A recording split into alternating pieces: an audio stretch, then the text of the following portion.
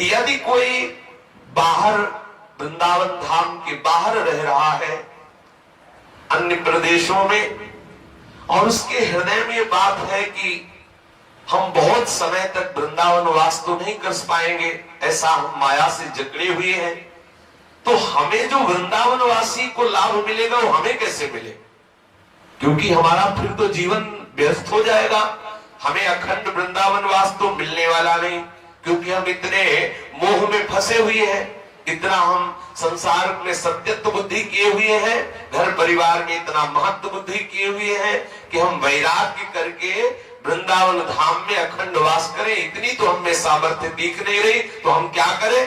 बोले ददत किंचित वृंदावन तनुभृते, जो वृंदावन में शरीरधारी है, जो भी जीव है, यदि वृंदावन में उनकी थोड़ी सी भी सेवा आप करने को पा जाए, आहा, तो सर्व भगवत विभूतेर भागीसो भवति जगताम तद्भृति परहा। कितनी अद्भुत बात कह रहे श्रीपाद प्रबोधानंद जी। ये वृंदावन के जो पक्षी हैं, वृंदावन की ये जो गाय पशु आदि, ये जो वृंदावन के बंदर आदि, यहाँ के जो ब्रजवासी जन, यहाँ जो वास करने वाले संत महात्मा, जो भी गृहस्थी जन जो भी है, यदि कहीं यहाँ किसी की भी आपके द्वारा धन अन्न वस्त्र वास आदि की सेवा बन जाए आपसे, तो श्रीपाद प्रबोधानंद जी कह रहे हैं कि वो भगवान की समस्त विभूतियों को तृप्त करने वाला बन जाता है। इतनी उसमें सामर्थ्य आ जाती है, वो ऐसा महामहिमामय वाला बन जाता है कि जैसे गीता में विभूतियों का वर्णन किया ना, उन विभूतियों को भी आनंद प्रदान करने वाली विभूति वो स्वयं बन जाता है। ऐसा वो महाविभूति स्वरूप हो जाता है जो वृंदावन वासियों की सेवा करता है।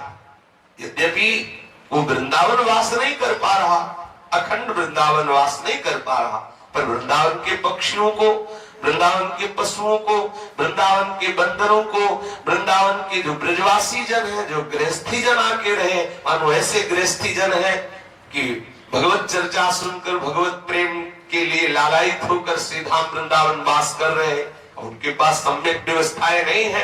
आपको भगवान ने यदि धन दिया है और आप ये लाभ लेना चाहते हैं वृंदावन वास का, तो चाहे वो गृहस्थ हो चाहे विरक्त, इस भूमि में वास करने वाले के लिए ये मर्यादा नहीं कि विरक्त की ही सेवा करनी चाहिए। यहाँ वनवासी है सब, कोई भी हो, स्त्री हो, पुरुष हो, गृहस्थ हो, विरक्त हो, वो सब वनवासी है। इस वन में वास करने वाले हर वनवासी की सेवा का फल एक ही होगा, चाहे वो गृहस्थी की सेवा करे, चाहे वो बंदर की सेवा करे, चाहे वो विरक्ति की सेवा करे, चाहे गाय की सेवा करे, चाहे किसी की भी, वो वृंदावन वासी है। इस बात की बात यहाँ है।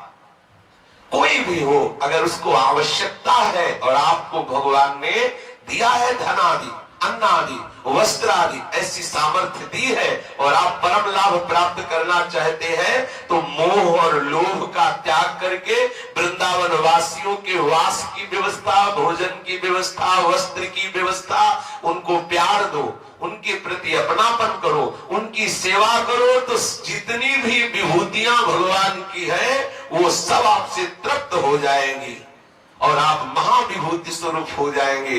महाविभूति स्वरूप अर्थात बिना वृंदावन वास किए भी वृंदावन वास का फल आपको प्राप्त हो जाएगा। कितनी सहज बात है।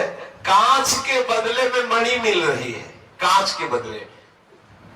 कहां सांसारिक तुच्छ धन, कहां सांसारिक अन्न वस्त्र आदि, और कहां प्रियालाल का कृपा प्रसाद, केवल ब्रजवासियों की सेवा से। जैसे माँ को प्रसन्न करना हो तो उसके बेटे को दुलार करने लगो, कुछ उसको खिला पिला दो, तो माँ अपने आप बोलने लगे। ऐसे माँ से बात करने की तुम्हारी सामर्थ्य नहीं होगी, लेकिन जब आप उसका बेटा जा रहा हो, दौड़ के उसको टाफी दो, दुलार करो और कुछ भी देने लगो, तो माँ अपने आप बात कर लेगी। आप भाई ऐसा क्यों कर रहे हो, रहने दो बच्चा, वो अपने आप आपसे प्रेम भरी बात करने लगे।